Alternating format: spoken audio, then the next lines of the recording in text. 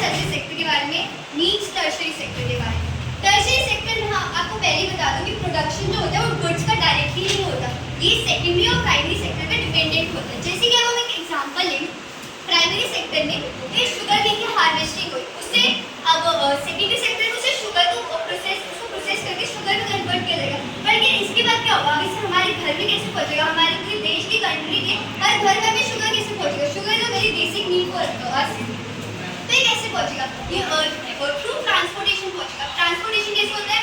Retailers के through, wholesalers के through, trucks वगैरह के थ्रू ट्रांसपोर्टेशन होगा और हमारी लोकल मार्केट शॉप्स में मिलेगा, जिससे कि हम जाके परचेज कर सकते हैं। और इससे अगर हम देखें तो ये हमें सर्विसेज तो प्रोवाइड हो रही है, तो दैट्स व्हाई इसको सर्विस सेक्टर बोला जाता है।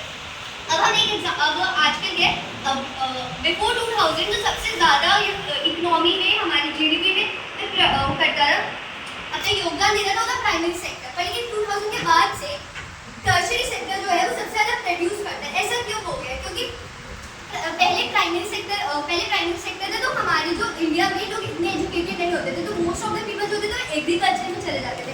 पर लेकिन उसके बाद से लोग एजुकेटेड होने लग गए हैं और एम्प्लॉयड हैं, तो इसलिए हमारी आईटी फील्ड में और सॉफ्टवेयर इंडस्ट्री में काफ़ी ग्रोथ आ गया, जिससे डेवलपमेंट हमारी इंडिया में काफ़ी डेवलपमेंट हो गया।